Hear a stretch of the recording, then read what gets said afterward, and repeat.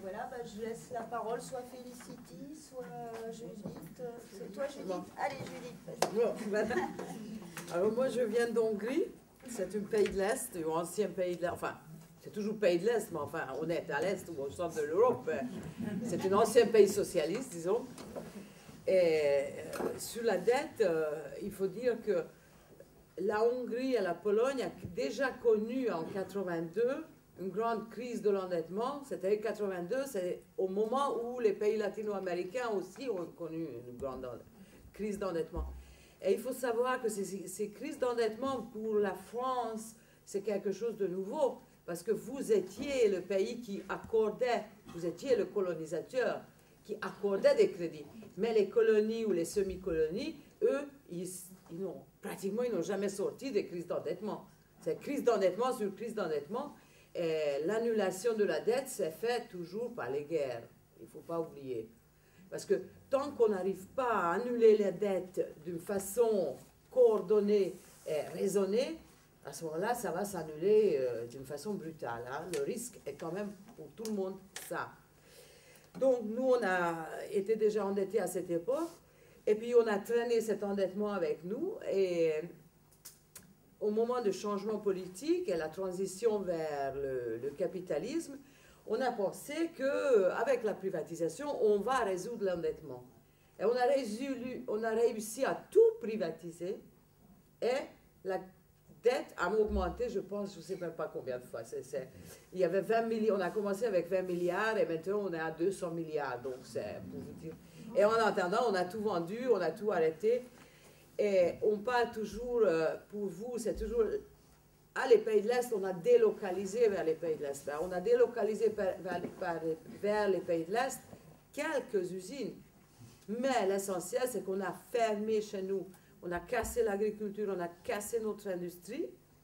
Et à la place de ça, on importe. C'est-à-dire que vous perdez quelques emplois, mais vous gagnez énormément. Vous avez, pendant les 10-15 années où on a dépecé les pays de l'Est, vous avez quand même réussi à ne pas s'enfoncer dans la crise. Parce que vous avez pu exporter vers nos marchés. Alors, pour vous donner, parce que pour ceux qui ne me croient pas, par exemple, nous, on était producteurs, enfin, on est très agricole comme pays, on était producteurs de sucre. Maintenant, il y a une seule usine qui reste et 2/3 de la consommation locale est importée. C'est uniquement le sucre. Actuellement, on est en train de casser le marché du vin. On est en train... le porc. Je pense qu'1/3 de porc on a de ce qu'on avait. Enfin, tout comme ça. C'est vraiment la casse que vous ne pouvez pas imaginer. Dès le début, c'est un pays de 10 millions d'habitants. Dès le début, il y a 1,5 million d'emplois qui ont disparu, qu'on n'a jamais regagnés depuis. 1,5 million sur 10 millions d'habitants. Alors, vous pouvez penser où est-ce que nous sommes.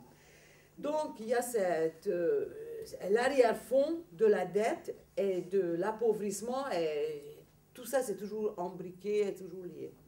Alors, la situation des femmes. Les femmes dans les pays de l'Est, vous savez très bien, c'était quelque chose de très, très moderne, beaucoup plus moderne que le niveau de développement de ces pays et beaucoup plus moderne que le niveau des mentalités. C'est-à-dire que chez nous, les femmes travaillaient, il y avait des crèches, les colonies de vacances, les garderies d'enfants, enfin toutes les infrastructures étaient extrêmement développées.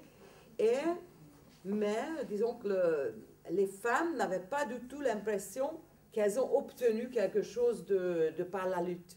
Ça est tombé comme ça par le système. Ce n'était pas du tout le résultat d'une lutte consciente de la part des femmes. Nous, on a eu l'avortement libre, on a eu la contraception bien avant la France. C'est-à-dire qu'il y a eu quelques périodes où l'avortement était interdit, quelques années, mais c'était toujours dans une optique démographique. Mais l'avortement était libre pratiquement à partir de la Deuxième Guerre, c'était à part quelques années de lutte pour il faut revigorer le pays. À part ça, autrement, il n'y avait pas ces histoires de briser les femmes à travers les contraintes. Donc, c'est une évolution tout à fait différente de ce que vous avez connu, parce qu'il n'y a pas de lutte, mais il y a des avancées. Et effectivement, la modernité entrait dans le sens où Il y a énormément de divorces, il y a énormément de remariages, il y a énormément de femmes qui vivent seules avec des enfants en monoparentalité ou quelques années seules, après on se remarie avec quelqu'un d'autre, etc. Donc c'est quelque chose où les femmes sont, comme maintenant ici ou partout, pas du tout comme dans les tiers-mondes, hein, je veux dire. Dans l'ensemble, on peut dire que la transition, et maintenant, ça devient... Pourquoi on a pu casser tout ça? Parce qu'il y avait ce discours éternel en disant le capitalisme est beaucoup plus moderne, beaucoup plus efficace. Donc, c'était toujours avec une promesse. C'est-à-dire, là, maintenant, on casse ça, mais on casse une usine, mais il y aura une autre usine et ça va être plus moderne. Et c'est à cause de ça que les gens, ils ont toléré pendant des années que, bon, on arrête de produire notre bus et on va importer des bus, c'était des Volvo qu'on importe. Bon. Alors, dans l'ensemble, maintenant, cette période s'est terminée. Les gens ne croient plus du tout dans cette promesse de modernité et parce qu'il y a 40% de pauvreté et 10 à 15% de très grande pauvreté. Et la 40% de pauvreté en général, c'est... Il ne faut pas se tromper, c'est le niveau des pays de Latine-Amérique. Hein. Donc, au lieu de progresser, il y a un recul absolument invraisemblable. Alors, qui est accusé? C'est l'Europe. Et c'est très, très clair que c'est la politique européenne, la préparation à l'entrée à l'Europe, les conditions pour que... Qu'est-ce qu'il faut faire pour entrer à l'Europe? Et puis après, la politique européenne qui a permis à notre gouvernement qui collaborait avec ça, hein, il faut dire ce qu'il faut, pour que ces mesures extrêmement dures puissent se faire. Alors maintenant, on a une droite très très forte. Hein. C'est à partir du moment où les promesses, en disant on casse tout, après ça ira bien, à partir du moment où ça ne marche pas, c'est la droite extrêmement forte qui est au pouvoir. C'est une droite nationaliste qui n'arrête pas d'accuser l'Europe systématiquement et exécuter en sous-main, en fait, ce que l'Europe demande. Mais il y a un discours contre l'Europe, ce qui, à mon avis, est extrêmement dangereux pour, si n'importe quoi, un jour se débloque. C'est quand même ambigu. Hein. S'attaquer à l'Europe, on s'attaque à qui? On s'attaque à l'Union européenne ou on s'attaque à l'idée de l'Europe de vivre en paix ensemble. Il ne faut pas confondre quand même les deux choses, mais évidemment, la droite le confond très, très consciemment.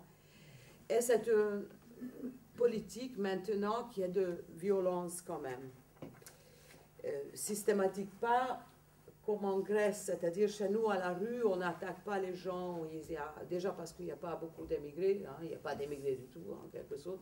Nous avons nos tzigans, ça, mais enfin on vit pas, c'est quand même pas la même chose, mais c'est vrai que c'est exacerbé, c'est-à-dire les pauvres tziganes, ils sont montés comme s'ils étaient les boucs émissaires, et c'est vrai qu'ils sont acculés à un chômage, c'est incroyable, c'est-à-dire ils n'ont aucune chance de s'insérer dans un marché de travail presque inexistante, n'est-ce pas? Alors la dette, il y a donc cette fameuse dette de l'État qu'on traîne avec nous et qui n'arrête pas de gonfler, le Fonds monétaire qui intervient, la Commission européenne qui intervient. Alors le gouvernement de droite, nationaliste maintenant, au lieu de dire j'exécute, il dit non, j'exécute pas. Et à la place de ça, il taxe, enfin, c'est pour ça que quelquefois ça peut apparaître comme c'est un gouvernement qui résiste.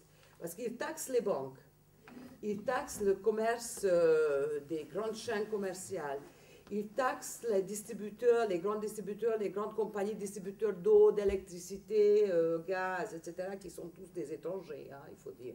Télécommunications, c'est des Français, des Allemands. Il les taxe. Alors on pourrait dire, ben, enfin quelqu'un qui résiste. Ben oui. Mais ils taxent en faveur de qui? En faveur de... Parce que leur idéologie, c'est de créer un capitalisme hongrois. Donc, ils ont installé un taux d'imposition à taux unique de 16% sur l'impôt sur les revenus. Donc, et très sciemment, ils le disent, ben, c'est la classe moyenne qu'on veut construire, on veut fortifier une classe moyenne. Mais c'est une classe moyenne, hein, c'est très supérieur à la moyenne. C'est-à-dire que déjà ceux qui ont profité de cette privatisation et de cette cafouillis de 20 dernières années, ben, eux maintenant, ils ont un gouvernement qui les fortifie encore plus. En fait, il y a un travail forcé qui est imposé maintenant aux gens qui sont dans la grande nécessité, qui est rémunéré, il n'y a pas de camps. À l'origine, le gouvernement parlait qu'il va créer des camps de travail. Ça, le camp, ils n'ont pas créé quand même, mais ils ont mis les conditions où les gens sont obligés de travailler pour recevoir quelques subsides. Et ils sont en train de travailler, ou bien pour l'État, ça peut encore aller, encore que c'est en dessus du salaire minimum. C'est à peu près la moitié du salaire minimum qu'ils sont obligés de travailler. Mais souvent, ils sont loués à des entreprises. Alors, vous imaginez qu'est-ce que ça veut dire? Qu'est-ce que ça veut dire pour le salarié normal aussi? Il y a des femmes qui sont licenciées en tant qu'infirmières et elles sont réengagées en tant que travailleurs forcés. Donc, enfin, c'est une cafouille monstre. Ça, c'est l'État, l'endettement de l'État. Et puis, il y a l'endettement privé. Sur les 10 millions d'habitants, 1 million de personnes peut être mis dehors de son appartement à cause de la dette. Ils sont dette vers les banques, parce que les banques, dans le courant de libéralisation, ils ont accordé des crédits à taux en devises, en francs suisses. Évidemment, c'est impensable, c'est pas possible à rembourser. En plus, ils peuvent augmenter la mensualité de remboursement comme ça leur semble, grosso modo, hein, sans aucun véritable contrôle dessus. Et l'autre partie, c'est les charges. Parce que comme l'électricité, gaz, eau est fournie par les grandes compagnies étrangères, ben, ils n'en ont rien à faire. Les pays peuvent payer, enfin les gens peuvent payer, ils ne peuvent pas payer, ils ne sont pas concernés. Donc les gens n'arrivent plus. Ils ont augmenté les tarifs tellement haut qu'avec les salaires qu'on a, ben, on ne peut pas payer. Donc 1 million de personnes est menacé. Alors évidemment, on ne peut pas mettre 1 million de personnes dehors, dans les rues quand même. Alors qu'est-ce qu'ils font? De temps à autre, ils montrent des exemples. Ils mettent les gens les plus difficiles, hein, les femmes seules, les malades, etc. On les met dans les rues, comme ça tout le monde voit, et les autres, ils payent. On paye parce qu'on est menacé. Le troisième volet de l'endettement, c'est que l'État est tellement disloqué et déconstruit que les plus pauvres, c'est 10-15% de la population, ils sont complètement laissés pour compte. Rien ne fonctionne pour eux. Ni la police, ni les juges, rien. Qui fait que ces gens les plus pauvres, ils sont... Il y a tout un capitalisme qui survit grâce à ces plus pauvres. On donne les taux usuraires. Après, on les encaisse. Il y a la prostitution, la vente d'organes, enfin, tout ce que vous pouvez imaginer, il y a 10 à 15% de la population qui n'est pas défendue par l'État. Alors, c'est pour ça que quand on parle, qu'est-ce que ça peut être un État qui n'est plus au service d'un pays, mais qui est au service d'une toute petite partie du pays, ben ça, je pense qu'en Hongrie, on est en train de le voir. Hein. Alors, côté revendication, moi, je pense plusieurs idées. Droit au logement, c'est-à-dire on devrait, au niveau européen, exiger que personne ne puisse être mis dehors de son habitat à cause des histoires de dette et d'endettement. Il n'y a aucune raison pour que les gens, à cause de non-paiement de quelque chose, soient mis dehors. Bon. Deuxième, on devrait adopter, nous, en Europe, la solution brésilienne, zéro faim. C'est-à-dire, il faut penser à des plus pauvres. Ce n'est pas possible que les gens, et les enfants, et puis les vieux, ils n'ont pas à manger. Zéro froid, c'est-à-dire en hiver, il faut quand même résoudre le problème. Chez nous, il peut faire très froid, donc c'est un vrai problème aussi. Et puis, une autre idée pour moi, mais ça, on en a discuté, est-ce qu'il faut lancer ou non? À mon avis, on devrait exiger qu'on veut un système financier plus petit.